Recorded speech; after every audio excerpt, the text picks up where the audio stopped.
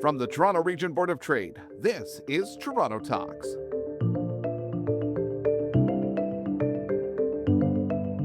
Toronto, let's talk city building. YZD is the old code for the Downsview Airport. It's being developed into what's being called a complete community with commercial and residential spaces. This ambitious project will see us creating 7 distinct neighborhoods, a diverse mix of homes for 55,000 people, a vibrant part of Toronto with 23,000 people working here. For decades, the Downsview area in the city's north end has been defined by its past: a military airfield, a hub for aerospace manufacturing, and more recently, a patchwork of underused industrial space. Today, a major piece of that land is being completely reimagined by Northcrest Developments. In this episode, Derek Goring, Northcrest CEO and chair of the Business Council of Toronto's Climate and Energy Transition Council, joins the board's president and CEO Giles Gherson to talk about what's in store for the future of this site. Here's that conversation. Derek Goring, CEO of Northcrest Developments. Great to have you on Toronto Talks. Let's talk a bit about you. I see you as kind of a visionary in this sector. You were at First Gulf, Waterfront Toronto, East Harbour development you were heavily involved in, obviously. So tell me a bit about, your whole career in this space. One of the interesting things I've found is a lot of people I talk to in real estate development didn't set out to go into real estate development. There's a lot of people that end up there somewhat accidentally or by roundabout routes, and that's my story as well. Route 6, you didn't say to your mother, I want to be a real estate developer. No, and in fact, when I was going to school, there weren't actual formal educational programs about real estate development, which there are now. So it wasn't a career that most people even knew existed. Yeah. I accidentally ended up in the industry because I was supposed to take a consulting job coming out of undergrad. The economy had turned. This was in 2001 when the tech bubble burst. Yeah. And so I scrambled after graduation to try to find a job, any job. And the first opportunity I found was a summer contract working for Minto as a financial analyst. Now, there's an Ottawa-based company. Were you in Ottawa? No, they have a Toronto office. It is Ottawa-based, but they had a pretty substantial Toronto presence. And so I started running financial models for real estate development projects because it was the first opportunity that came to me, but I immediately really loved it. The idea of being able to translate a Excel file into something real in the city that you can actually touch and feel was pretty cool, and I got to work on some pretty cool projects. And the sort of famous one at the time, and it's funny given the surroundings down here. Yeah, down here on the waterfront. There's so many big buildings, but at the time, these 2 towers at Yonge and Eglinton were this very high profile. It was like the first time a 50-story condo building was built in the city of Toronto, and it caused a huge surge. Yeah. And so that was one of the projects I was running the financial models on. And the offices that we were in were just a couple of doors down. So to go to work every day and then walk down the street and see the hole in the ground and then see the building come up, it was really that translation from theoretical and very intellectual to the reality. But I worked on everything that's down here now. So East Bayfront, West Donlands, the Pan Am Village. Huge amount of infrastructure development, right? Yeah. I mean, the floodplain, all of that. Yeah. And so everything that's under construction now, I was involved in the early days of conceptualizing and then bringing those opportunities to the market to find private sector partners, and sort of learned a lot and built some relationships with people. I always knew I wanted to go back to the private sector. I never thought I would be in public sector. Yeah. And that's kind of quasi in a way, though, because you've got 3 different governments at Waterfront Toronto, right? The federal government, the province, and handling those 3 levels of government and getting a plan out of them. Yeah. Not so easy. I was on the board of it for a while. Yeah. And so I remember that well. But great, as you say, learning experience. Yeah. And one of the things that when people ask about going into public sector, because there's some stigma associated with that in the industry, or at least there used to be, what I found is working in public sector, you get exposure to more sooner in your career and more opportunities to take more responsibility if you show some ambition and willingness to work hard. And so I think I was actually able to speed up my career by spending some years working on really amazing projects and getting exposure to things like what was happening on the waterfront was really exciting. And, we could tell what was happening because we knew what was happening. But for the average Torontonian, they just saw parking lots, industrial buildings. Yeah. So I actually left in 2011 when things had just started construction. So, lots of people, and John Campbell, our old CEO, used to joke about this, is most people think real estate projects start when the crane goes up. But for the people in the development world, that's when actually most of the work is The done. beginning of the end, Yeah. not the beginning of the beginning. So anyway, it was a great experience. And then I went to work at Infrastructure Ontario. An opportunity came up.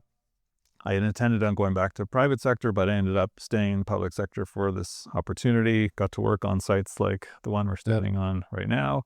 And then the opportunity came up to work on East Harbour. And so, again, going back to that idea of leapfrogging, the experience I had working government, with government, understanding how government works, and the infrastructure side of real estate development set me up really well to work on the East Harbour project. And I had built up a relationship with the CEO of First Gulf from a project when I was at Waterfront.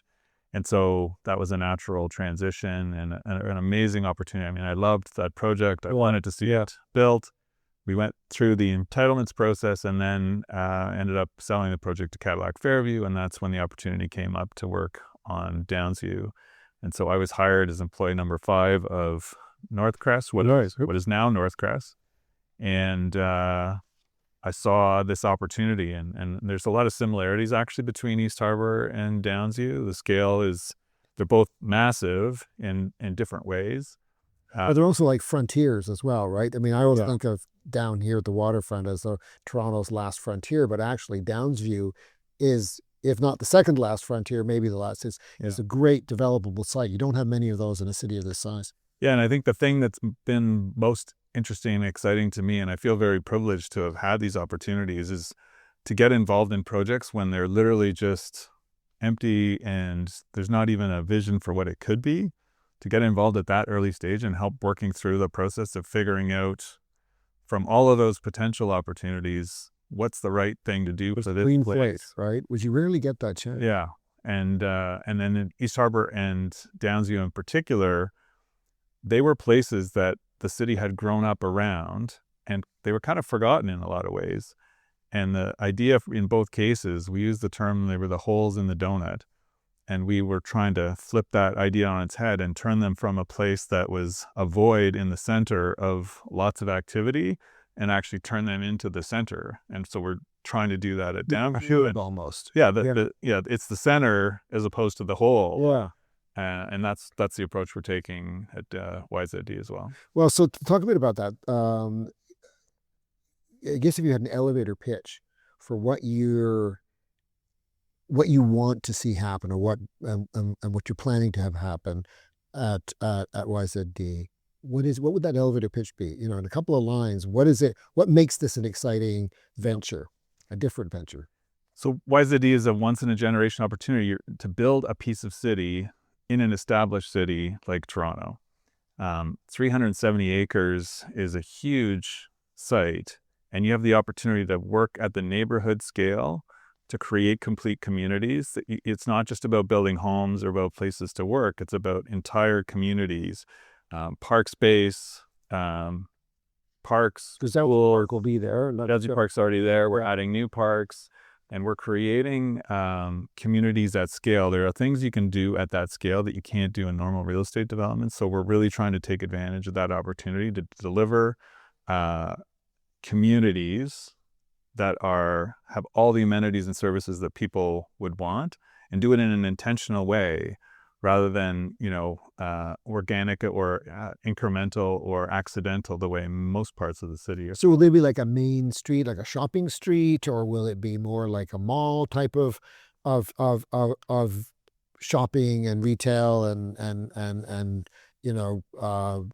restaurants and so on? Or what will we see? So the site is actually too big to be one thing. Yeah. And so we've broken the 370 acres into 7 neighborhoods. And really what we're trying to do is create each neighborhood have its own character. So each neighborhood would have its own center. In some cases, it would look a lot like a main street. In other cases, it'd be more like a square kind of situation. But it's we're not building a mall. We are building walkable, urban, vibrant neighborhoods. And so lots of ground floor oriented retail. But again, because of the scale of it, we have the opportunity to curate the uses in a way that's similar to a mall. Whereas, in a downtown environment like this, every project, every building is competing for the same handful of tenants who pay the most rent. And they look a lot the same. And they look a lot of the same. And we have the opportunity to think about it as a whole. And we actually think about retail as amenities and services that deliver an overall great experience for the people living and working there. Because the reality is, for us, those things are what drive the value of the whatever's built above. And so for us, it's not about optimizing the rent of the retail. It's about optimizing the mix that creates the overall best experience. Because if you can add a little bit of value to every square foot of residential and commercial space, that's worth way more than a couple of dollars in rent on the retail. So it's not that we don't want rent in the retail. No, we want the best combination of uses as opposed to every square foot trying to maximize the rent. And so when you talk about other places around the world, when you think about best practices for, and this is a rare thing, as you've said, to be able to have 70 acres to really start with a clean slate and build 7 different communities. Was there a place in particular around the world that helped inspire the vision or guide the vision? So looking at precedents is an important part of the process when you're taking on a project like this, but it's also important to remember that what worked in one place isn't necessarily going to work in another place. So context is super important when you're just trying to figure out what the right solution is for a real estate development project like this. But it doesn't mean you can't learn from other places. So rather than saying, hey, we really like that project, we're going to try to do that here, it's like, there's 1,000 decisions that get made in projects like this. What are the 5 or 6 things we can learn from there? What are the 5 or 6 things we can learn from there? And in some cases, what are the 5 or 6 things they did that we really don't want to do because that did not work? So it's trying to pull the threads from a whole different number of precedent projects. So there's a couple though that what comes to mind is a couple we really like. So one is King's Cross in London, England. A lot of adaptive reuse and creating a combination of buildings, old and new, with public space and institutional uses that really created this vibrant new place. And part of the other thing that was interesting about King's Cross is that the developers were able to turn it from a place that I didn't go there at the time, but apparently before they started, it had a reputation as a place it's not even safe to go. Don't go, yeah. And now it's one of the most highlighted and attractive places in all of London. So flipping a neighborhood on its head in terms of the reputation and perceived attractiveness of it is something that we really liked. Boston Seaport redevelopment, former industrial port area that they've turned into a series of mixed-use communities. Big focus on public ground, a lot of focus on interim activation prior to development, which is something we learned from. The Wharf is a project in Washington, D.C.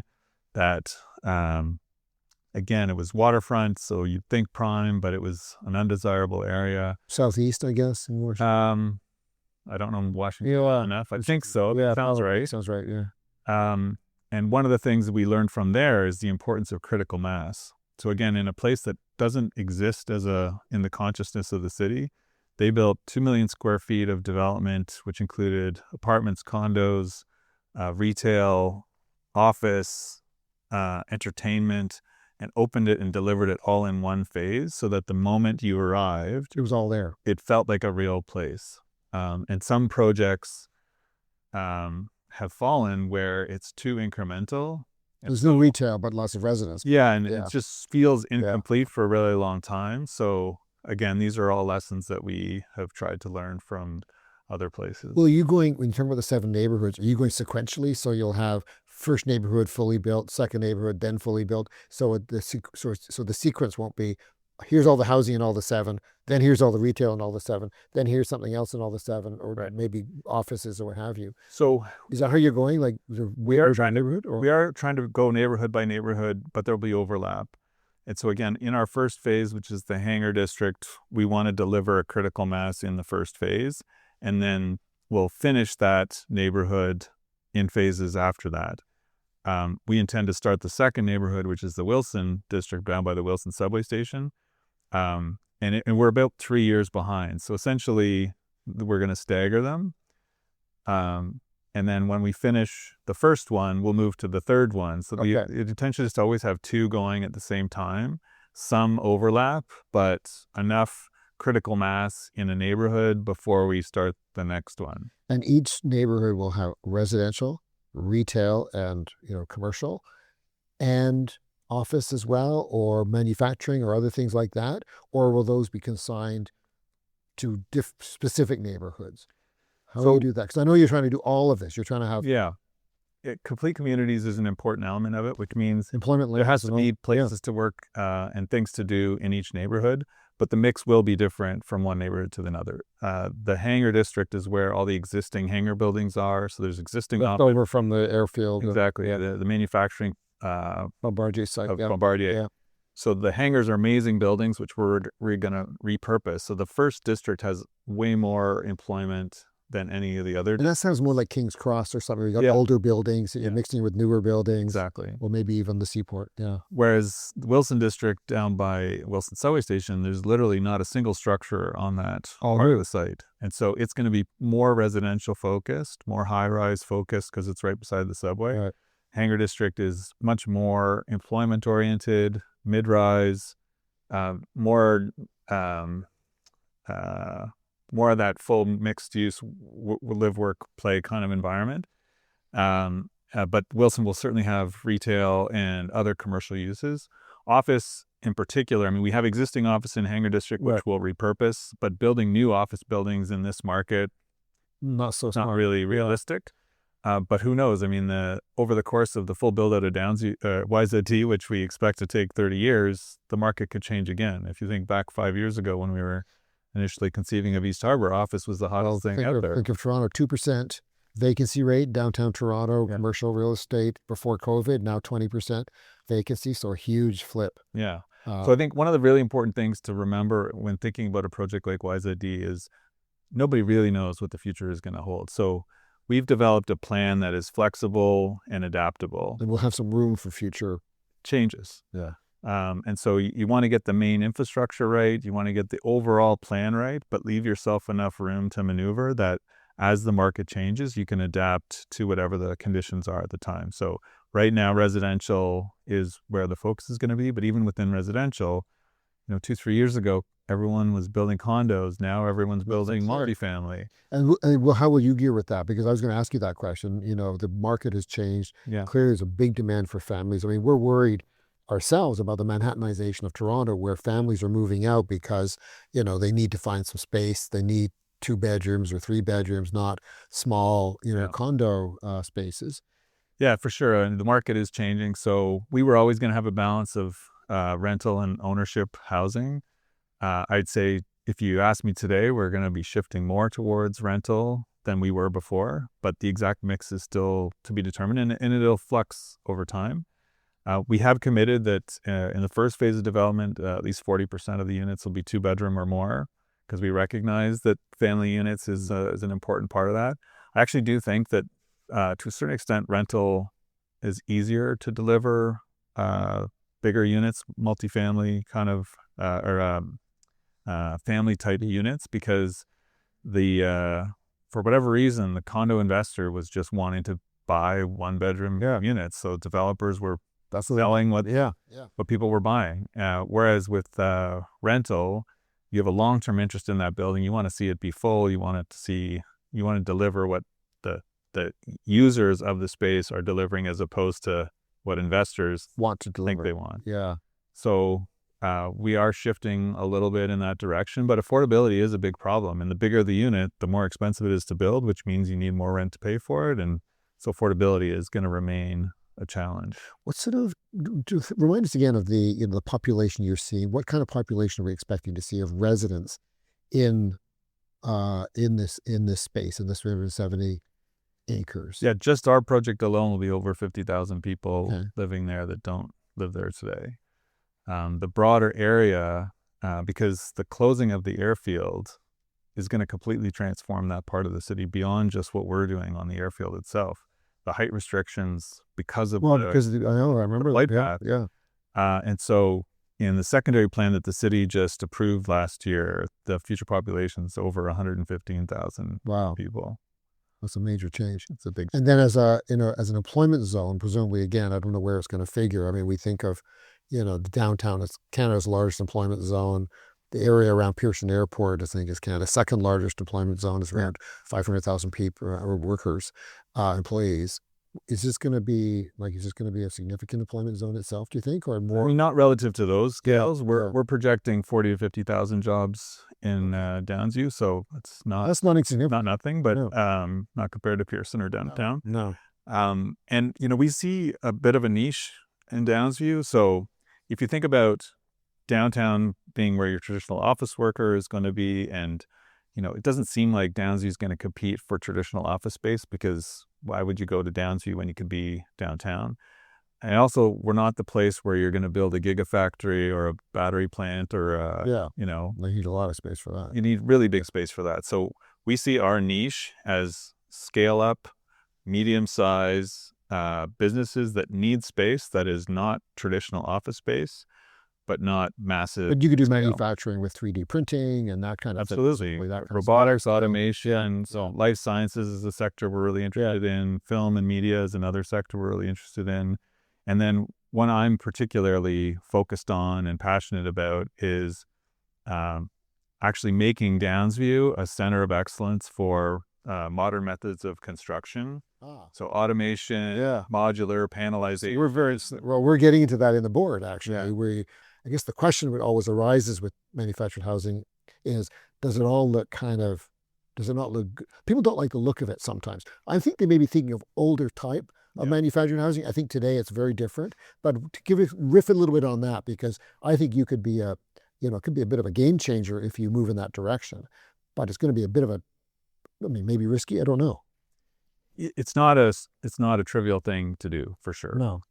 It actually requires a pretty completely different business model than the way developers traditionally have operated, because you have to make a decision about something like that pretty early on in the design process. So the typical process is you fully design a building and then you go to tender and find someone to build it for you. If you take that approach, modular is never going to work. No, it's going to be. But if you're making a decision about which modular provider or which company you want to work with before you've even started to design a building, how do you get any kind of leverage with them on the pricing? Here it is. So it's a challenge. But we do have scale, and we have these existing hangar buildings where they used to make airplanes. So we have things that other developers don't have, and we want to leverage that opportunity. We for sure don't want every building to look the same, and so that is a challenge we have to overcome. But I've done a fair amount of research. First of all, there's a number of different companies that are doing this, and there's lots of opportunities to change the articulation of the building, the facade, the look and feel. Especially with AI, I mean, the sophistication of technology now means you can make changes, right? And the sort of all the analytics that would go along with the change can be done almost like that. Yeah. So it's not like it would suddenly throw you off kilter if you did a different approach to the facade or what have you to make it look different. Yeah, so I'm really excited about that opportunity, and like I said, leveraging the scale of the site is one of the themes that we keep coming back to. Is there's a big responsibility with taking on a project like YZD, but there's also unique opportunities that come with that, and we don't want to miss those opportunities. No, they're exciting. And just quickly, I mean, one of the reasons, obviously, at the board at the Business Council of Toronto, you chair the Climate and Energy Transition Council, which is a pretty exciting group of CEOs focused on how do we advance climate and energy transition for competitive advantage in the Toronto region. Yeah. And I know this is something that at Northcrest you spent some time on, and you're chairing this committee. So maybe tell us a little bit about your vision for how this exciting development can can include a real contribution to, energy conservation and climate. Yeah, so maybe I'd start with the fact that, Northcrest is owned by a pension fund, and so inherently there's a long-term perspective. Right. And so from the earliest days of conceiving YZD, we wanted to make sure that we were focused on climate adaptation and making sure that we were creating and building a place that was going to be resilient and respond to future climate, not just today's climate. And so it was built into the DNA of our organization and of the plan. And so, thinking about being carbon neutral, ready, thinking about embodied carbon back when people weren't really talking about that yet, it's always been at the forefront of our mind to ensure that we were thinking about climate and energy transition from the early days. One of the other advantages we have at YZD is there's no existing infrastructure. Right. And so we can decide how we want to build this in a 21st century kind of way from scratch. And so, again, from the earliest days, the general idea was to use electrification for all the heating and cooling of Downsview. Which is how you do it today, Which is how you do it. to 20 years ago. And so it was something we were already working on.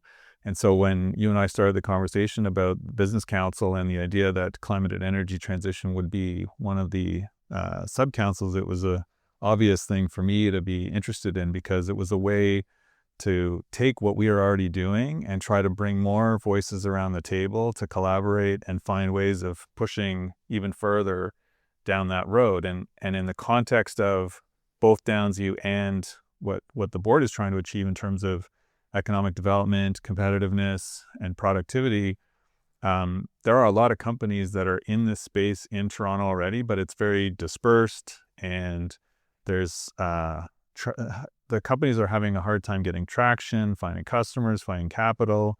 And so one of the ideas that we've been pursuing is to try to make Downsview the cluster for clean tech in the GTA, and then actually deploy the technology in that cluster in the development of Downsview. And so it's been really great to collaborate with the people that you guys have brought around the table. There's some real excitement and that we're building.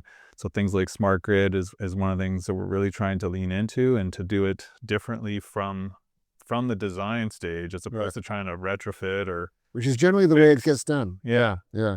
And so that's super exciting. So we're looking at district energy. We're looking at geo exchange for heating and cooling as the primary source, on-site renewable, on-site storage.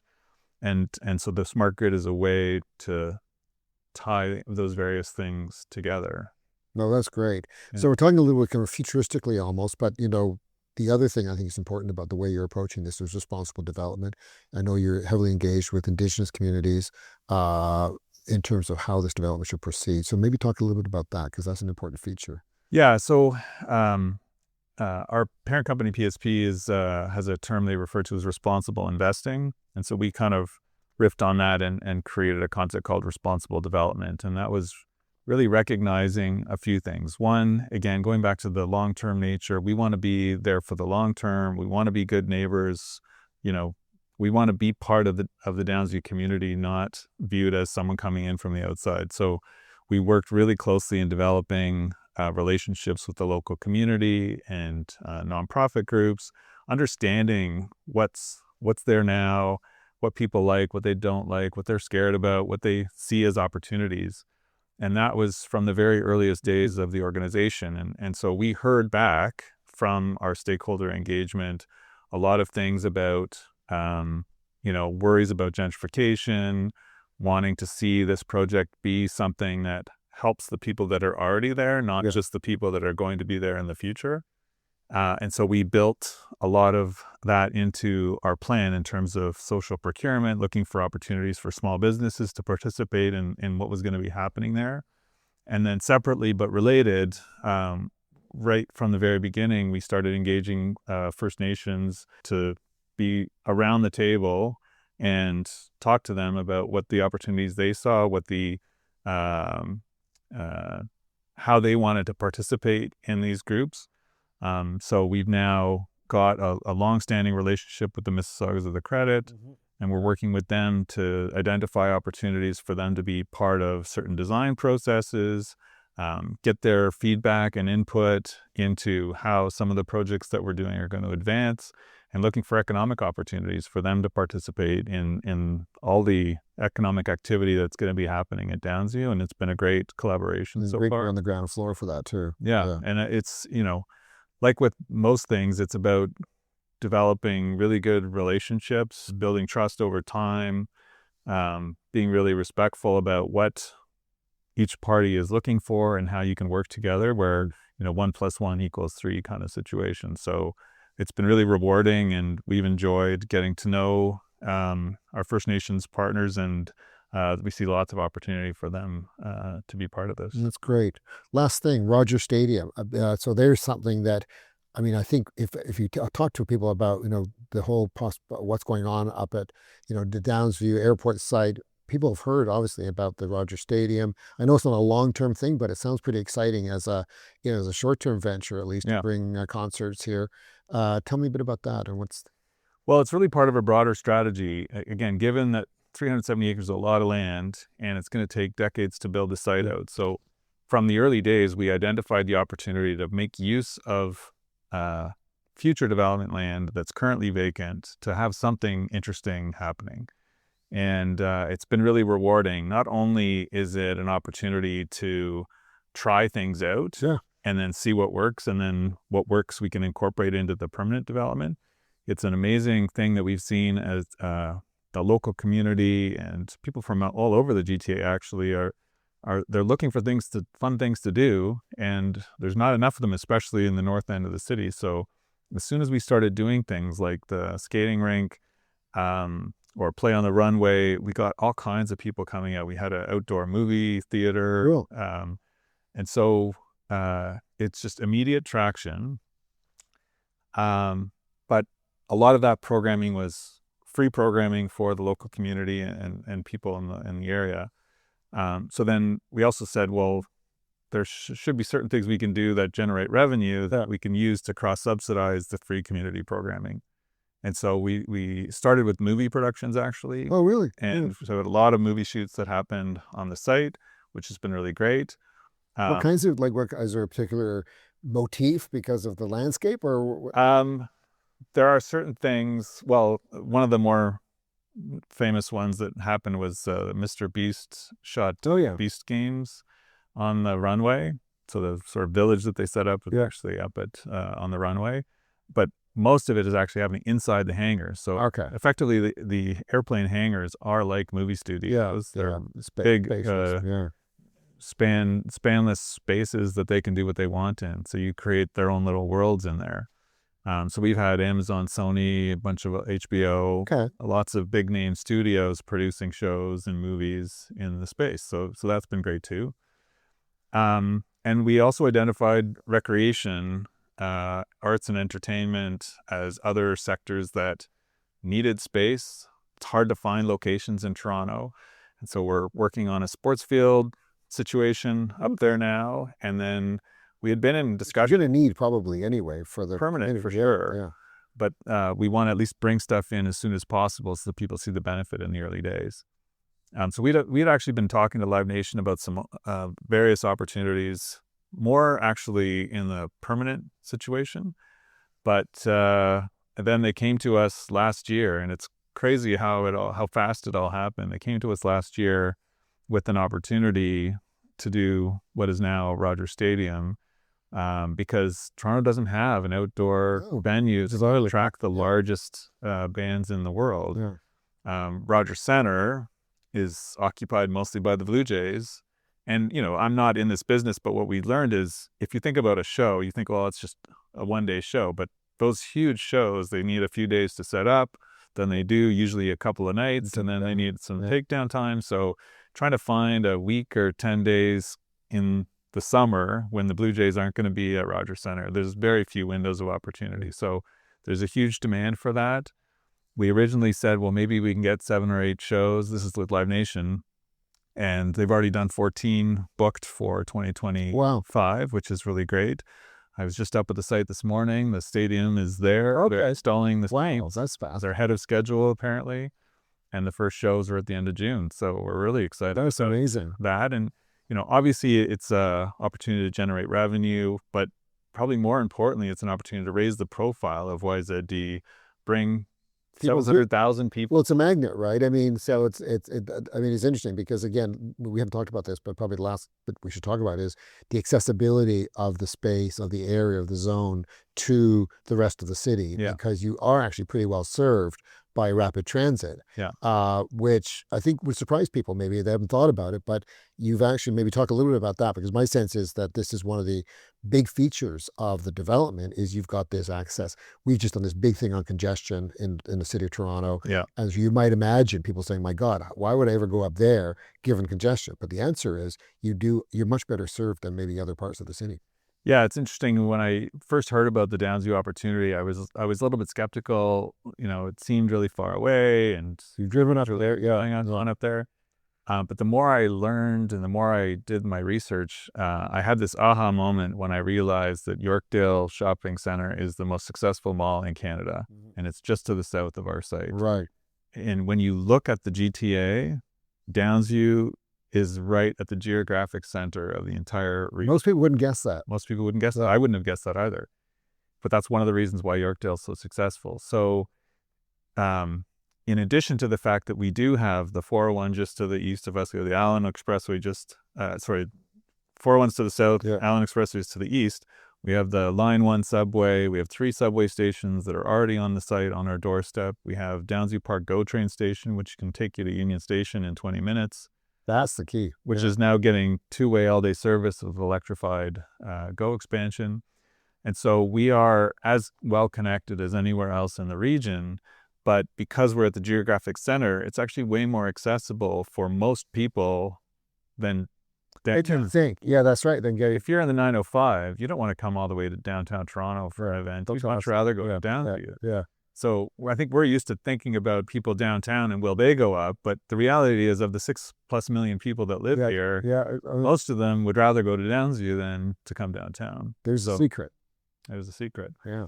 And so we're really excited about what's already there, and that's a big deal. For going back to the precedent question, most of these really large-scale projects, including East Harbour, which I had to work on, had almost no existing infrastructure. Right. And a lot of work and money has to go into creating the infrastructure to enable those projects. Absolutely. The infrastructure investments have already been made, and now it's about leveraging. So harvesting what you've done. Exactly. Yeah. The 3 subway stations that are along our site are 3 of the most underutilized stations on the network. So we're now bringing the population that will actually validate the decision. Well, you get a flavor of that with presumably with the Rogers Stadium, right? You're going to see people come from all over the city, all over the region to these concerts, and the proof of that, that'll prove out the point. It's a good point where we are really trying to push people to use public transit to get to those concerts because the traffic will otherwise be bad.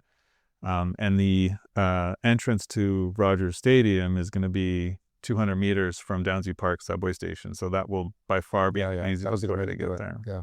Excellent. Well, I think we probably used up our time, but great conversation. I'm so delighted we could have this opportunity to chat about this whole exciting development at Downsview. Well, we don't call it Downsview now. We're going to YZD. Yeah. No, I could talk about this all day long. As you might be able to tell, I'm pretty passionate and excited about what we do, and look forward to starting to bring it to reality in the next couple of years. Congratulations. It's very exciting. Thanks, Giles. That's all for this episode. Thanks for listening to Toronto Talks. Make sure you subscribe on Apple Podcasts, Spotify, or wherever you listen. And don't forget to keep talking Toronto. Our voice drives meaningful change.